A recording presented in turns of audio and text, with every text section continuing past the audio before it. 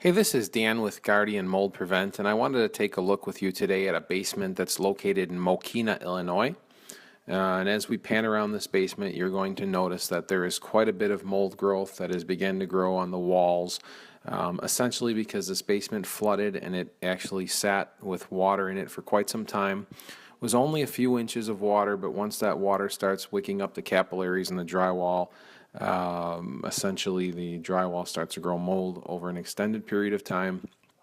And we wanted to let you see what an extreme type of mold problem looks like. We don't believe that the majority of people watching this video will run into a mold problem of this magnitude, especially in the home that you're living in. But we want you to get an idea of what happens when drywall and when building materials get wet, what the processes are involved in mold remediation, and ultimately we want you to see that even in some extreme scenarios, mold can be remediated professionally, properly, and we can make sure that the living space is a place where you can go back in without masks, you can refinish, and you can inhabit the space. Now, when we walk into a project like this, the first thing that we do is we try to determine what type of materials are present. We break things down into three different categories. You've got porous material, semi-porous material, and non-porous material. Your porous material will be building materials like drywall, trim, insulation, pressboard, paneling, and then you have semi-porous materials, which would be wood framing in any given space, and non-porous materials, which would be concrete, walls, and floor. And the reason we define these is because we then set up a scope of work and we handle all materials differently. First thing we do is we set up a containment barrier and we plastic off the work area.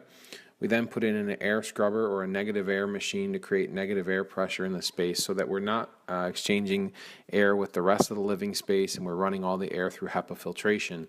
Then we remove and discard all of the porous material that's affected with the mold growth. We treat and coat with a mold-resistant coating all of the non-porous and semi-porous products in the space.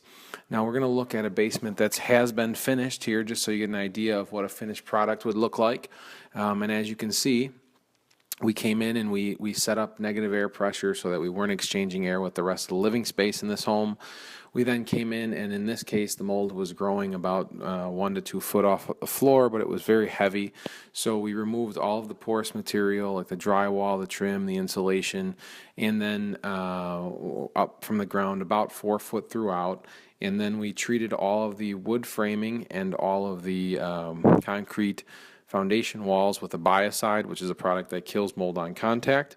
We then physically scrub down all of those surfaces and treat them with an acrylic-based mold-resistant coating. The entire time we're working, we leave that air machine running, and we also leave that machine running for a day or two afterwards to continue to remove all of the spores from the air. We actually clean the furnace and the ductwork in this home, and essentially this place is now ready to be reconstructed and put together.